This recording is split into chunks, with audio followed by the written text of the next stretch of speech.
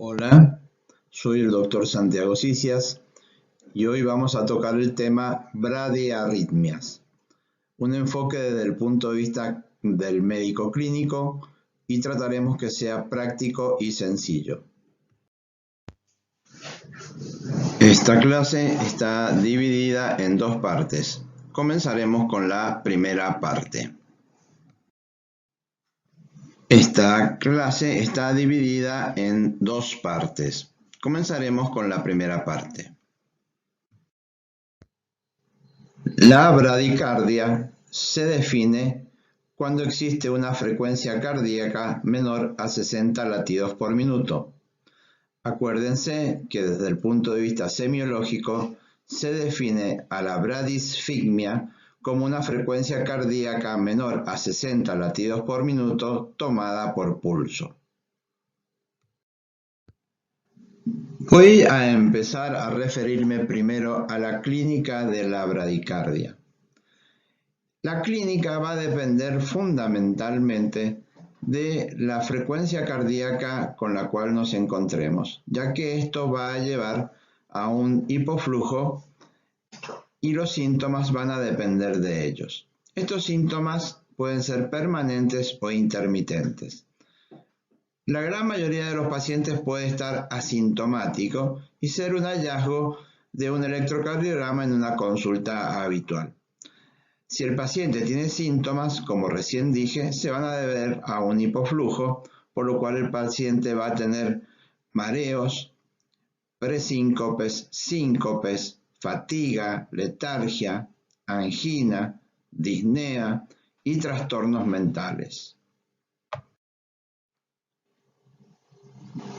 Si viene un paciente a una consulta y le encuentro una bradicardia, ya sea con síntomas o no, debo ser riguroso en cuanto al examen físico e interrogatorio, ya que debo descartar causas extracardíacas.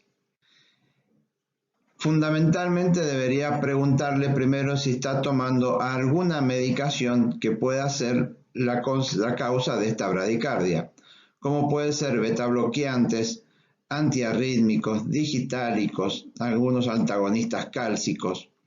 También debo despistar si hay signos o síntomas de hipotiroidismo. Puede ser que el paciente sea deportista y ya van a ver que básicamente es un paciente que tiene una frecuencia de base más baja de lo habitual. También todo aquello que me lleve a mí el aumento del tono vacal puede darme transitoriamente una bradicardia. Otra cosa que no debo olvidarme son los trastornos hidroelectrolíticos, ya que una hipercalemia, por ejemplo, puede llegar a producirme arritmias y entre ellas puede dar bradicardias. Por último, también en la apnea del sueño puede dar bradicardia y es común que cuando yo a un paciente le hago un Holter, que es un electrocardiograma de 24 horas, me encuentre que de manera natural a la noche el paciente baje su frecuencia hasta niveles de menores a 40. Una vez que hemos descartado las causas extracardíacas, para facilitarnos el estudio de las bradiarritmias, debemos seguir el impulso eléctrico. Acuérdense que el impulso eléctrico básicamente se genera en el nódulo sinusal, de ahí pasa a través de las aurículas al nódulo auriculoventricular, de ahí a las de His y por las ramas al resto de los ventrículos. Las bradicardias se producen por alteraciones fundamentalmente del nódulo sinusal y del nódulo auriculoventricular y haz de His. Como dijimos recién, las causas cardíacas se centran fundamentalmente en el nódulo sinusal y en el nódulo auriculoventricular. Entonces, la primera causa que vamos a ver de bradiarritmia es la disfunción del nódulo sinusal. Y en segundo lugar, vamos a hablar de los bloqueos auriculoventriculares. Los bloqueos auriculoventriculares, como ustedes ya saben, se clasifican en bloqueo de primer grado, de segundo grado, tipo Movitz 1 o fenómeno de Benkebach, tipo Movitz 2, y del de tercer grado o bloqueo auriculoventricular completo. Disfunción del nódulo sinusal o enfermedad del nódulo sinusal. Aquí nos encontramos con un nódulo sinusal enfermo. Ese nódulo sinusal enfermo no va a responder como corresponde y las manifestaciones que pueden llegar a dar están divididas de la siguiente forma. Puede darme una bradicardia sinusal persistente, puedo tener pausas o paradas sinusales, bloqueo de salida sinoauricular, taquicardias sinusales, incluido la fibrilación auricular y el flutter, que nos puede llevar a un síndrome de bradicardia-taquicardia y la incompetencia cronotrópica. Cada una de estas situaciones la vamos a ver a continuación. La bradicardia sinusal, por definición, es cuando tengo menos de 60 latidos por minuto, ya sea en el examen físico o en el electrocardiograma. Primero tenemos que descartar que no sea fisiológica porque, como dijimos anteriormente, si el paciente es deportista, por ejemplo, puede tener una frecuencia cardíaca más baja de lo normal y eso no significa una anormalidad.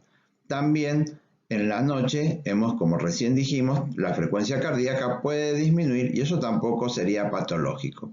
Lo que sí nos haría pensar que el paciente tuviera una disfunción del nódulo sinusal es cuando yo tengo una bradicardia de tipo persistente. Otra forma de presentación de la disfunción del nódulo sinusal pueden ser las pausas sinusales. Eso significa que en un momento determinado el nódulo sinusal no dispara un impulso y esa pausa, ¿no es cierto?, puede ser larga y puede disparar un foco ventricular ectópico, como se ve en el electrocardiograma que les estoy mostrando en este momento. Si pasara más de 3 segundos en el cual ha habido una pausa sinusal, es una indicación de que el paciente debería ir a un marcapaso. Otra forma de presentación de la disfunción del nódulo sinusal es el síndrome de bradicardia-taquicardia. Un nódulo sinusal enfermo puede darnos una taquicardia sinusal, así como recién dije también un flutter o una fibrilación auricular. Muchas veces ese nódulo, si tiene una taquicardia sinusal, cuando ésta termina, puede darnos una pausa prolongada, la cual hasta nos puede llevar a que el paciente tenga un síncope. Otra forma de presentación de la enfermedad del nódulo sinusal o la disfunción del nódulo sinusal es la incompetencia cronotrópica. Es la pérdida de la capacidad que tiene el nódulo sinusal de responder ante una mayor demanda como puede ser el ejercicio. Esto a veces uno lo puede diagnosticar a través de una ergometría. Y una de las formas de hacerlo es cuando no alcanza el 80% de la frecuencia máxima esperada en carga máxima, que se puede calcular en 220 menos la edad. Aquí terminamos la primera parte de la clase. Muchas gracias.